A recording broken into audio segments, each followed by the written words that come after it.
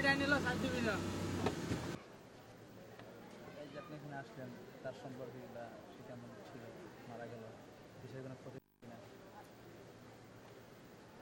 ফজলুল হক আমিনী মারা গেল, আমরা দুঃখিত।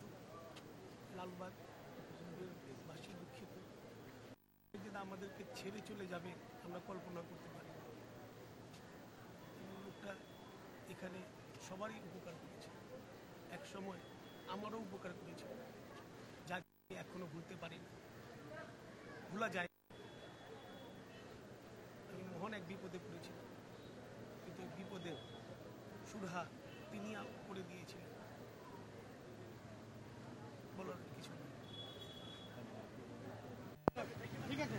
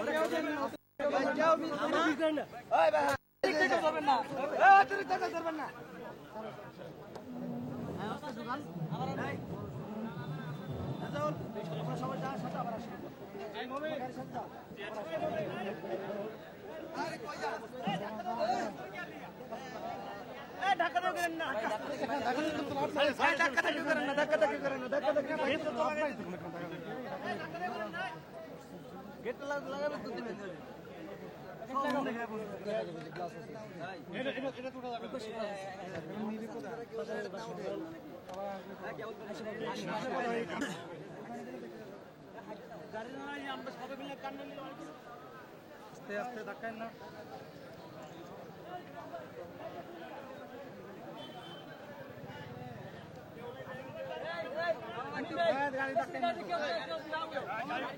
গাড়ির মধ্যে কেউ উঠবেন না। ঠিক আছে, কেউ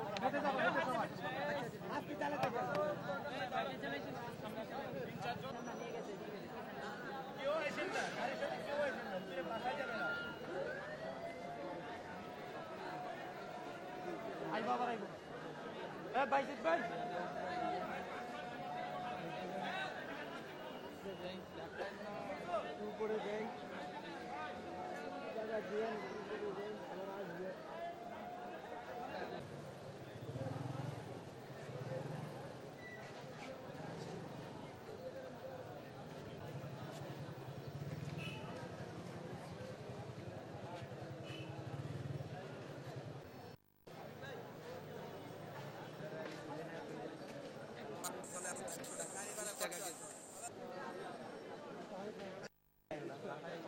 বাসায় এখন নিছে, বাসায় ছিল না, সারা রাত এখানে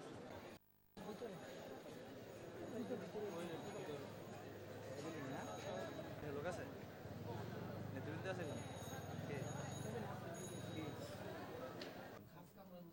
গতকাল সারাদিনই মানে অন্য দিনের মতোই সকাল 11টার দিকে বাসা থেকে আসছেন, এসে জোহরের পর থেকে আসর পর্যন্ত উনি ক্লাস করেন, তাও করছেন।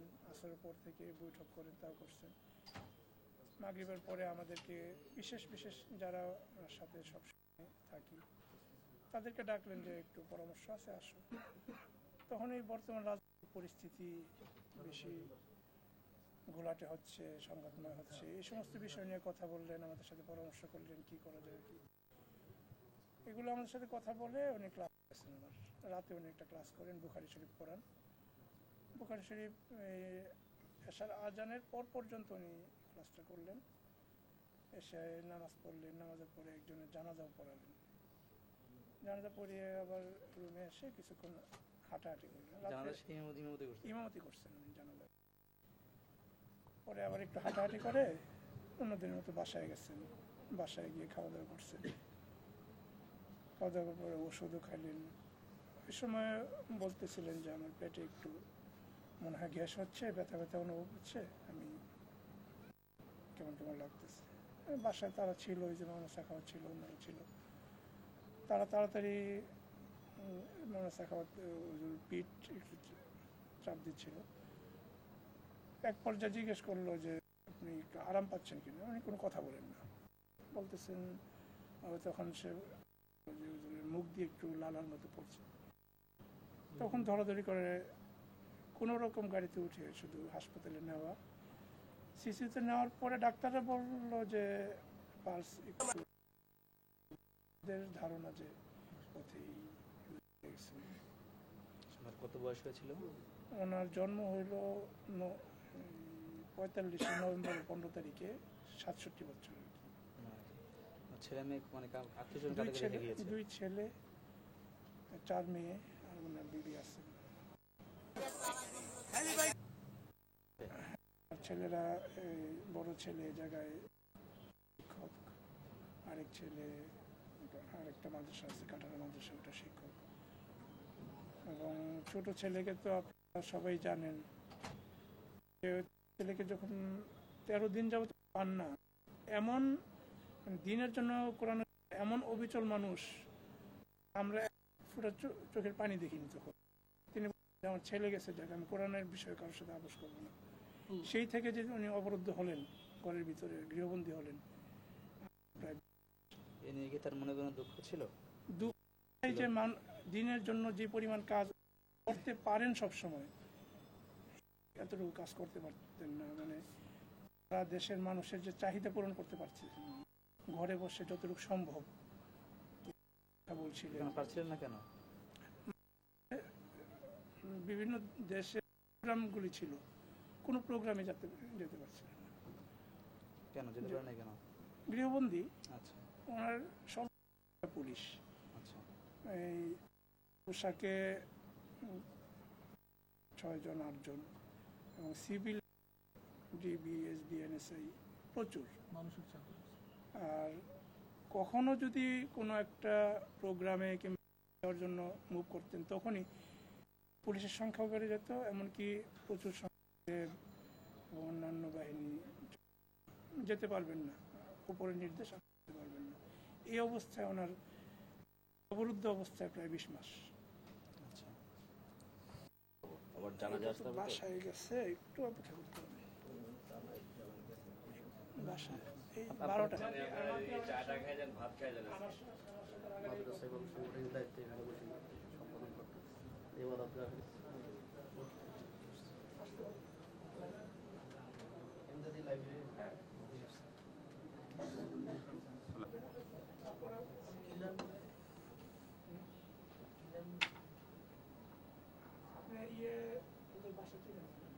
মানে একজন ক্যামেরা, আমাদের দুটো ক্যামেরা গেলে হবে।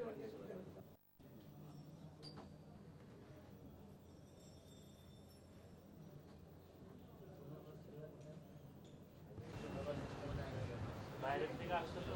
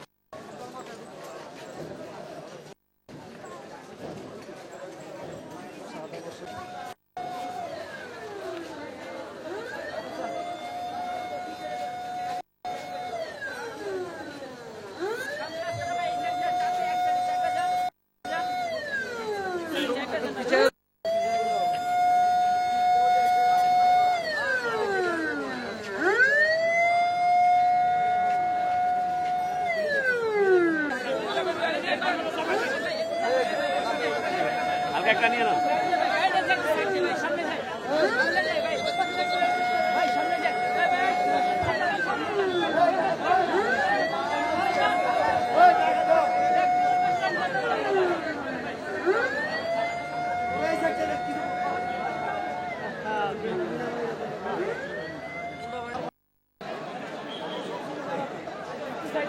জায়গাটা একটু খালি করা। আমি একবার দেখছি আর না দেখি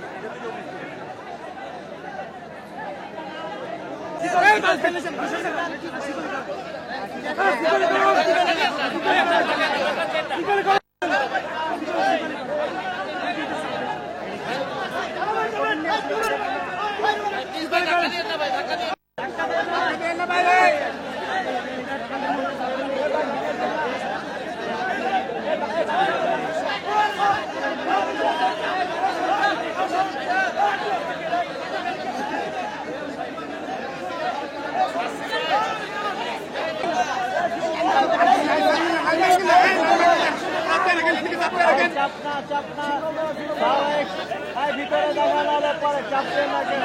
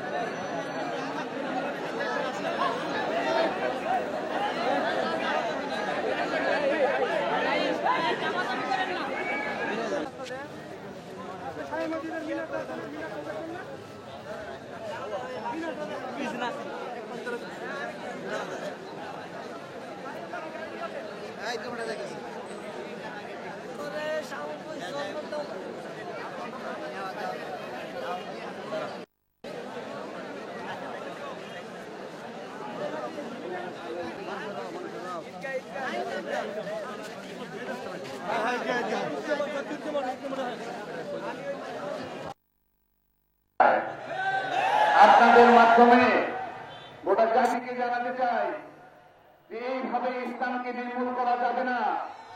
ইসলাম মুফতি আমিনী চলে গেছেন, ঘরে ঘরে মুফতি আমিনী তৈরি হবে।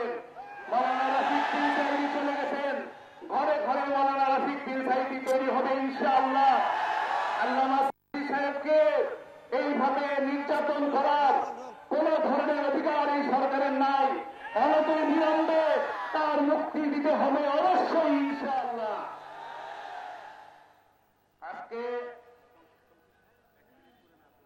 আজকে আপনাদের মাধ্যমে সরকারকে জানাতে চাই, জুলুম নির্যাতন বন্ধ করে সমঝোতার মাধ্যমে দেশে শান্তি ফিরিয়ে আনুন। আর আমরা দোয়া করব আল্লাহ যেন আমাদেরকে ধৈর্য ধারণ করার তৌফিক দান করেন। আমার তৌফিক ইল্লা বিল্লাহ। গুরুত্বপূর্ণ বক্তব্য রাখুন ইসলামী আইন বাস্তবায়ন কমিটি জায়েদ আহমদ তারেক জিহাদি।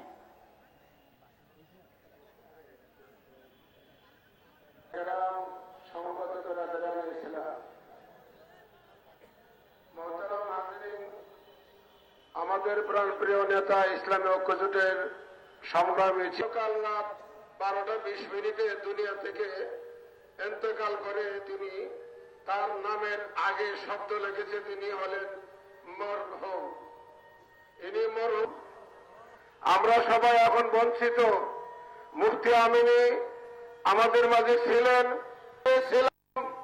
আজকে মুফতি আমিনী দুনিয়া নাই, কিন্তু তাই বলে মুফতি আন্দোলন থেমে যাবে না। আমরা চাই আজকের এই মাঠে শপথ নিতে যে আমরা সকলে ইসলামী আইন বাস্তবায়ন কমিটির কর্মী, আমরা সকলে ইসলামী ঐক্য জোটের কর্মী। আমরা মুফতি আমিনীর স্বপ্ন এই জমিনে বাস্তবায়ন করবো ইনশাআল্লাহ। আয় আল্লাহ, তুমি মুফতি আমিনীর অধ্যাপক মাওলানা আব্দুল করিম, অধ্যাপক মাওলানা আব্দুল করিম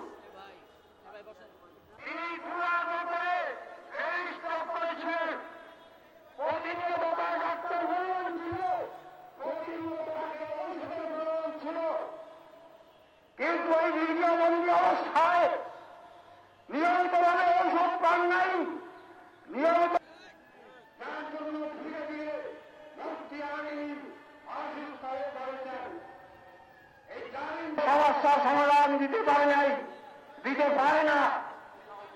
একমাত্র গণতন্ত্রই নাকি সমস্যার সময়ে সমাধান।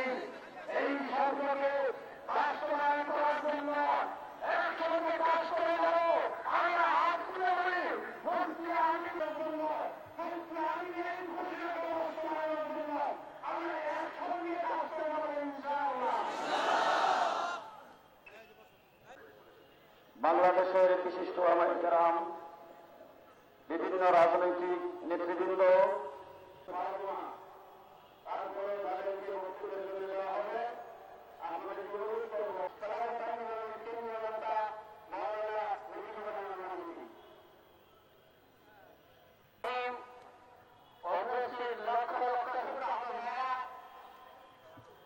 আজ বক্তব্য রাখার দিন নয়, আজকের এই জানাজে প্রমাণ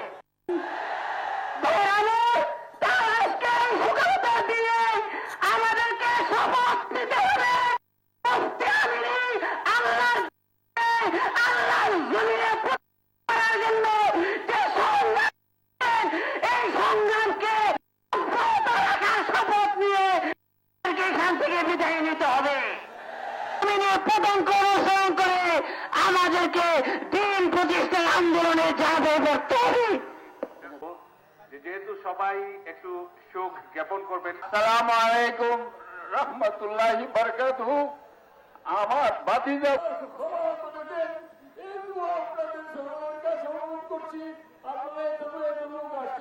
পরিবারের পক্ষ থেকে আপনাদেরকে আমি কৃতজ্ঞতা জানাচ্ছি, সালাম জানাচ্ছি। ফজলুল আমিনের জন্য দোয়ার জন্য প্রতিনিধিত প্রার্থনা করছি। আমাকে সময় 1 মিনিট দিয়েছে, আমি আর বেশি সময় নিব না।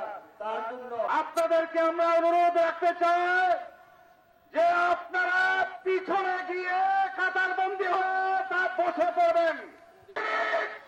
আল্লাহ শহীদ আপনারা সকলে তারা মনে করেছিল যে মুফতি আমিনকে মাটিতে হাসিনার মতো জিহাদ, মুনাফিকের বিরুদ্ধে জিহাদ, ক্ষুদ্রী শক্তির বিরুদ্ধে জিহাদ। শেখ হাসিনা হুঁশিয়ার হয়ে যাও, তোমার সরকারকে ডান থেকে বামে ঘাড় ফেরাতে যাও। আনন্দকে ফাঁসি দিতে চাও, আনন্দকে কারাবন্দি করতে চাও। চট্টগ্রামে আনন্দকে শহীদ করেছ, ঢাকায় শহীদ করেছ, যশোরে শহীদ করেছ। ইহুদিদের দালাল তোমার বিরুদ্ধে আলহামদুলিল্লাহ, আমি কিশোরগঞ্জ থেকে আসছি, অনেক লোকই আসছে। আজকে সারা বাংলাদেশের লক্ষ লক্ষ মানুষ আসতেছে। আমার পিতা মারা গেছে 2 বছর হয়েছে, আমি নিজেকে এতিম অনুভব করতে পারি নাই। আলহামদুলিল্লাহ, আমরা আজকে শোকাহত, শোকের পর শোক। গত 4 মাস আগে আমাদের দেশের অন্যতম অভিভাবক শাইখুল হাদিস আল্লামা আজিজুল হক রহমতুল্লাহ আলাইহির জানাজা আমরা এখানে পড়েছি। 4 মাস গত হতে না হতে কল্যাণে, ইসলামকে রক্ষার আন্দোলনে, ইসলামকে রক্ষার তাগিদে আমাদের একটু আমরা পিছপা না থাকি। ঠিক আমরাও এই মুহূর্তে এই সকল আমাদের আকাবিরিন, এই সকল আমাদের রাহনুমা, আমাদের এই সকল রাহবার ওনারা চলে যাচ্ছেন, কিন্তু ওনারা যে আদর্শ স্থাপন করে গেছেন কোন জালেম শাহের দিকে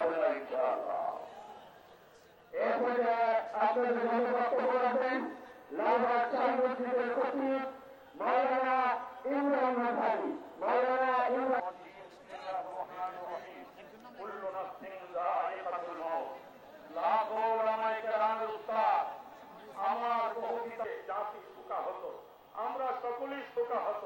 মুফতি ফজলুল আমিন সাহেব রহমতুল্লাহ আলাইহি যে ব্যক্তিত্ব ছিলেন, যখন বাবরি মসজিদ সাহেব ছিলেন, হক ও হক্কানিয়তের সিপাহসালা, হকের আলো তার জবানে বেজে উঠত।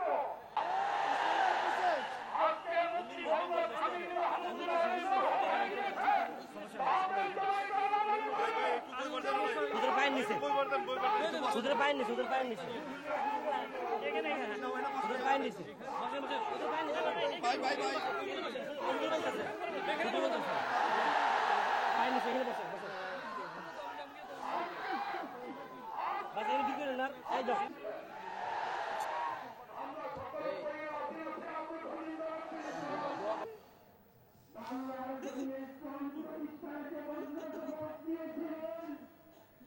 আমরা দান করে আমাদের প্রতি এগিয়ে চলতে হবে।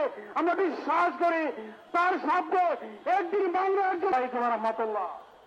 এ পর্যায়ে আমাদের সঙ্গে বক্তব্য রাখবেন খেলাফত ইসলামী মহাসচিব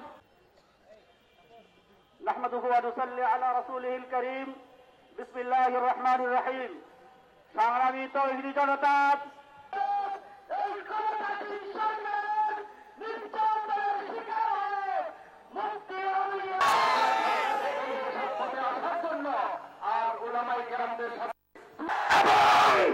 এই কথা স্মরণ করিয়ে দিতে চাই, মরহুম মুফতি আমিনী সাহেব থেকে, জীবিত মুফতি আমিনী সাহেব থেকে মরহুম মুফতি আমিনী সাহেব অনেক বেশি শক্তিশালী। ইতিহাসের ইসলামী আন্দোলনের আল্লামা মুফতি ফজলুল আমিনী রহমতুল্লাহ শরীর হয়েছে। বন্ধুগণ, আজকে আন্দোলনের অভিলাষকে সামনে রেখে তুমি সমস্ত ইসলামী আন্দোলনের নেতা কর্মী সবাইকে ঐক্যবদ্ধ হয়ে আল্লাহ জমির আল্লাহ কায়েম করার জন্য তুমি আমাদেরকে ঐক্যবদ্ধ হওয়ার তৌফিক দান করো। আসসালামু আলাইকুম। চট্টগ্রামের সভাপতি জনাব মাওলানা মঈনুদ্দিন রুহি। বিসমিল্লাহির রহমানির রহিম। মুফতি আমিনী সাহেব আমাদের থেকে চিরভাবে বিদায় নিয়েছেন। আমি আপনাদের কাছে একটা কথা বলতে চাই, আমরা তার উত্তর করি যার লাশ বের হয়েছিলেন, ইমাম আবু হানিফার লাশ বের হয়েছিলেন আমিনী সাহেবের প্রিয় মাতৃভূমি ব্রাহ্মণবাড়িয়া জামিয়া ইউনুসিয়া মাদ্রাসার নাযিমা তালিমাত জনাব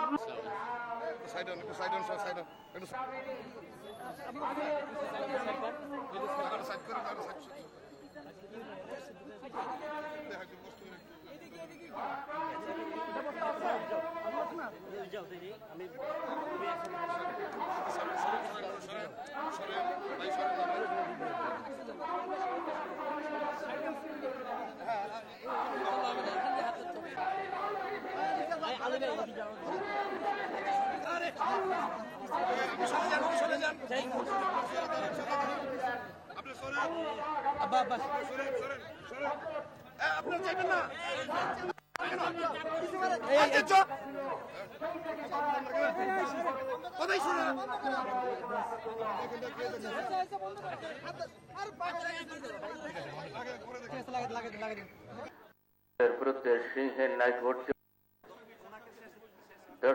পুলিশের সাথে সারা জীবন কাটিয়ে সেই মহান আল্লাহ তাআলার দরবারে তার রূহের মাগফিরাত কামনা করছি। আল্লাহর কাছে প্রার্থনা তাদেরকে গৃহবন্দী করে দেন। এখন বক্তব্য রাখবেন ভারতীয়। দেখলাম আমাদের প্রিয় বন্ধু, আমাদের প্রিয় সাথী, আমাদের প্রিয় নেতা এবং পথপ্রদর্শক মুফতি আমিনীকে কার্যত এই গভর্নমেন্ট মৃত্যুবরণ করতে বাধ্য করেছে। দীর্ঘ 2 বছর 21 মাস তিনি গৃহবন্দী ছিলেন। কি অপরাধ করেছিলেন মুফতি আমিনী? দেশের মানুষকে ভালোবেসে, মাটিকে ভালোবেসে, ধর্মকে ভালোবেসে, আল কোরআনকে ভালোবেসে তিনি পার সংগ্রামে অবতীর্ণ হয়েছেন। তিনি গদির কথা ভাবেন নাই, মসনদের কথা ভাবেন নাই, মন্ত্রিত্বের কথা ভাবেন নাই। আমার মনে পড়ে সেই আন্দোলনের কথা, যিনি রাহবার হিসাবে গ্রামে গঞ্জে পথে প্রান্তরে ছুটে বেরিয়েছিলেন যখন আল কোরআন। এরকম একজন মানুষকে অন্যায়ভাবে বন্দী করেছ, তার পুত্রকে অপহরণ পর্যন্ত করেছ, তার